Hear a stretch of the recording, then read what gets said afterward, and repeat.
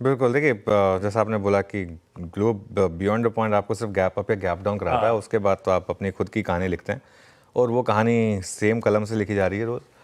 F की selling और D की बाइंग, 4,300 करोड़ की एफ के सेलिंग है, 4,300 करोड़ की डी की बाइंग है।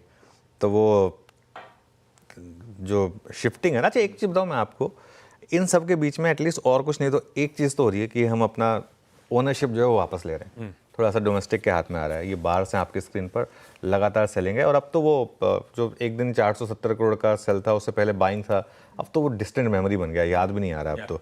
और यही माहौल आपका पोजीशनिंग का है। पोजीशनिंग देखिए आप इंडेक्स फ्यूचर्स में, अगली प्लेट में आएगी वो। यहाँ पर अभी भी हम शॉर्ट हैं और चेंजेस देखिए, हालांकि बहुत ज़्यादा शॉर्ट्स नहीं ऐड हुए, लेकिन फिर भी 6,200 ऐड शॉर्ट हुए सिस्टम में। इंडेक्स फ्यूचर्स में 850 करोड़ की सेलिंग है, हालांकि स्टॉक फ्यूचर्स में थोड़ी सी बाइंग है, करीब करीब 500 करोड़ की स्टॉक फ्यूचर्स में बाइंग है। और with in index futures bank Nifty में ज़्यादा सेलिंग हुई, जो काफ़ी इंटरेस्टिंग है। अब तक bank Nifty relatively out perform कर रहा था, लेकिन बैंक निफ्टी में ज़्यादा सेलिंग हुई। और वो अब टेबल आएगी आपकी स्क्रीन पर, उसमें आपको दिखाई देगा। अब एक दिन पहले बाइंग थी एफ की, लेकिन अब वापस सेलिंग आई। और वो पोजीशनिंग फिर से देख लेते हैं एक बार। 518 लॉन्ग ऐड हुए और 6,200 शॉर्ट ऐड हुए। और वो जो ग्राफ है अब एफ का, वो अब डिस्टिंक्टली वो एबरेशन जो बन रही थी हॉकी स्टिक, वो अब फ्लैटन आउट हो चुकी है। और अगर आप टेबल के फॉर्मेट में भी देखेंगे तो वापस अब हम ऑलमोस्ट पीक पोजीशन पर आ गए। 1,90,000 शॉर्ट, आई थिंक 1,95,000 के करीब था वो नंबर, और 15.67% लॉन्ग पर हैं हम।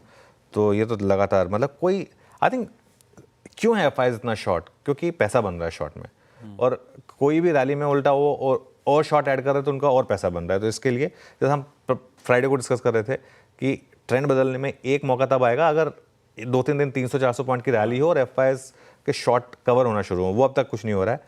इंडिया वेक्स 15 के ऊपर आया, हालांकि हल्का सा ही ऊपर, लेकिन 15.01, और पुट कॉल रेशियो है 0.77 पर वर्सेस 0.90। बैन में एक इंटरेस्टिंग चीज़ हुई, एक एंट्री हुई एक एग्जिट हुई। एंट्री हुई दीपक नाइट्राइट की, जो फ्राइडे को काफ़ी वीक था, एक्सीडेंट ऑफ द डे था, आपको याद होगा फ्राइडे को।